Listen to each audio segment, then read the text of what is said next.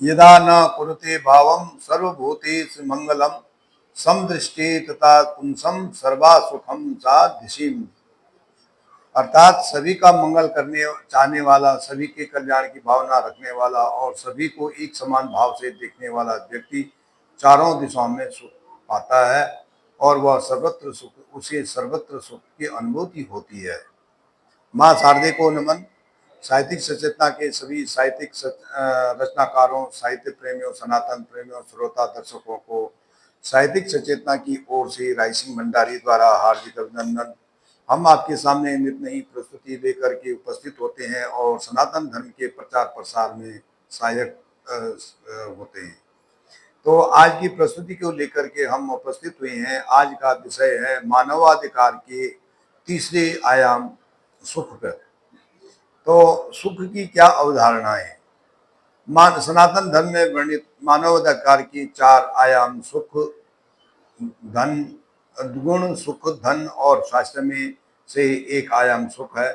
व्यक्ति संसार में आया है तो वह सदैव सुख की कामना करता है। वह अलग बात है कि वह दुख की कामना नहीं करता, लेकिन कामना न करने के पर भी वह सुख नहीं प्राप्त होता है और बिना कामना के दुख प्राप्त होता रहता है।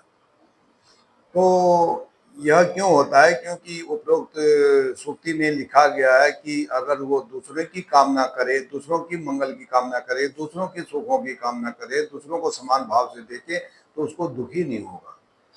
तो सुख के कितने प्रकार होते हैं? मानव की देह देह जो है के आयाम जो है चार प्रकार के हैं। तन, मन, हृदय और आत्मा में बटी है। इन्हीं आयामों में प्रत्येक आयाम कष्ट से हटकर सुख की कामना करता है। पांच तन्मात्राओं में भी सुख भी अपने शक्ति के अनुसार पाना चाहती है। कान सुखद शब्द सुनना चाहते हैं तो त्वचा सुखद स्पर्श, नेत्र सुखद दृश्य, तो जीभ सुखद स्वाद और नासिका सुखद सुगंध सूंघना चाहती है। सुख की कोई सीमा नहीं है और दुखों का कोई अंत नहीं है। महात्मा बुद्ध के अनुसार जो है मानव अपने दुखों का कारण भी स्वयं है और अपने सुखों का जनक भी स्वयं है। पहला होता है, अब तन, मन, हृदय और आत्मा से पहला आता है शारीरिक सुख।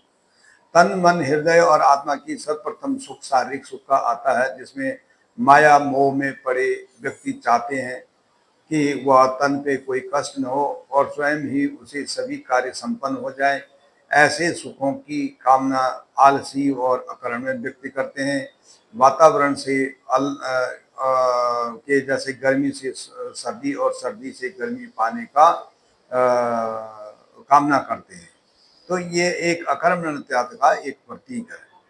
मानसिक सुख, मन को सुख देने वाला साधन चलचित्र देखना, मोबाइल पर मन बहलाना, किसी खेल को देखना या पुस्तक पढ़ना, कल्पना करना, सभी जो है मन को आनंदित करते हैं। लेकिन सनातन धर्म में वर्णित ये सुख जो है क्षणिक सुख में आते हैं। ये सभी जागृत अवस्था के सुख हैं और जागृत अवस्था में माया से ग्रसित होती है, इसीलिए ये सुख जो है क्षणिक होते हैं। भावनात्मक सुख, माँ का अपने पुत्र से प्रेम, मुखिया का अपने वंश से बढ़ते हुए देखना और मित्र का लंबे अंतराल के बाद मित्र से मिलने का सुख, प्रेमियों का वियोग के बाद मिलने का सुख, किसान का अपनी फसल को लहलहाते देखने का सुख भावनात्मक सुख कहलाता है। लेकिन ये सुख भी क्षणिक सुख होता है।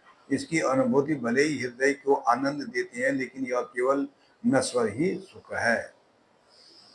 आत्मीय सुख, श्रेष्ठ जन, साधु, महात्मा लोग इसी सुख को वास्तविक सुख मानते हैं।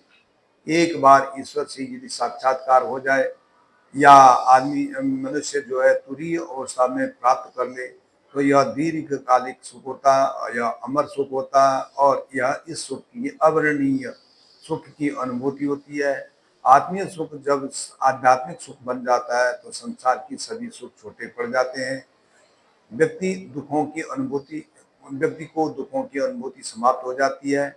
जब व्यक्ति के दुखों की का भाव ही नहीं रहता है तो सुख ही सुख चारों ओर दृष्टिगोचर होते हैं। कहने का तात्पर्य है कि एक तरफ से दुख है और दुख का जो दूसरा जो पक्ष है वो सुख है। तो एक आएगा तो दूसरा जाएगा। अगर हमें दूसरों के सुखों में दूसरों को सुखों की कामना करनी है, दूसरे की कल्पना, दूसरों को समान भाव से देखना, दूसरों के कल्याण करने की भावना देखनी है, तो तभी जाके सुख प्राप्त होता है। और यह सुख जो है अनंत काल तक चलता रहता है। अगर हम अपने ही बारे में, अपने ही स्वार्थ के बारे में सोचे, अपने दुखों, अपने सुखों के बारे में सोचे, तो निश्चित ही कोई न कोई दुख जरूर आएगा जिससे हम दुखी हो जाएंगे।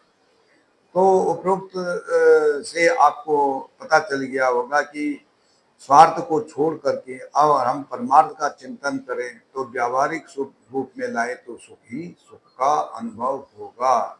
धन्यवाद। राय सिंह भंडारी, गुड़गांव।